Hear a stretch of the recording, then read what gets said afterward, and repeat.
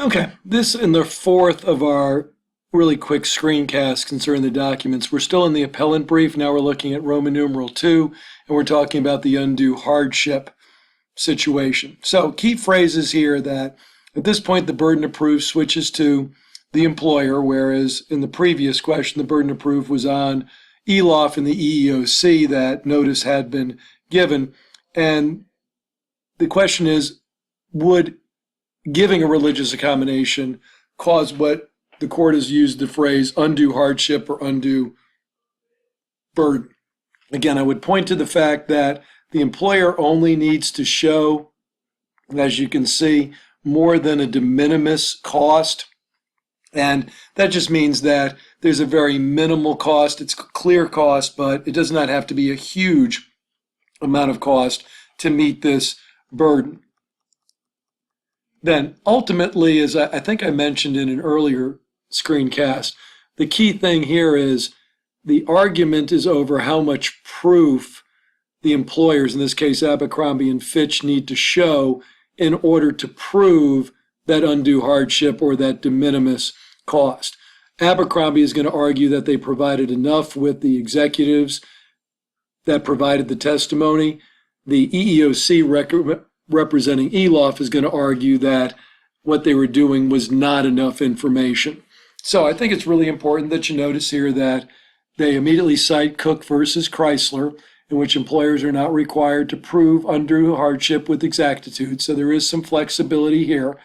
The Geo Group case is also important. That's one of the precedents you have in the second group of documents we'll be dealing with in later screencasts.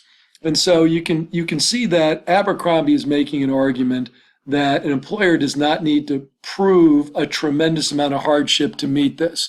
You can see that in the second paragraph, an employer need not establish an economic harm. They could be talking about some other harm, and that the key again is this phrase de minimis cost. And so you can see several of the precedent that they're siding with.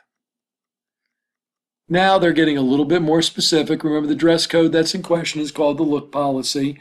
And the argument that you're going to see throughout this is that Abercrombie and Fitch really relies on this look policy and their employees basically not as salespeople, but more in a position of models to promote their product. Anything they're going to argue that undermines that model position is going to create an undue burden. And so here you can see some of the testimony that had been used before and some of the reasoning that they're using. And then they come to a more specific argument that failure of ELOF to comply with the look policy, or if they had to create an accommodation for it, would damage the brand. And again, as you go through this, I think the brief is really clear. You can see failure to comply would make it difficult to enforce the look policy. All of this is designed to show that from Abercrombie's position, there is this minimum cost that they're absorbing if they have to create an accommodation, and that means undue burden.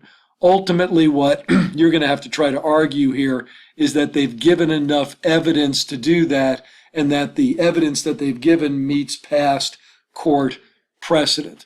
Again, this is a little bit shorter part of the case, as you can see, a little bit less to read, but that's the key nutshell here. Abercrombie is arguing that undue burden was proven by the testimony of their experts.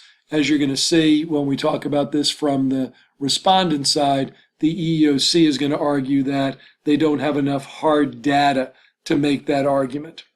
So I'm going to go ahead and stop this one here because we're finished with that brief, and then we're going to do two more on the respondent side of the brief.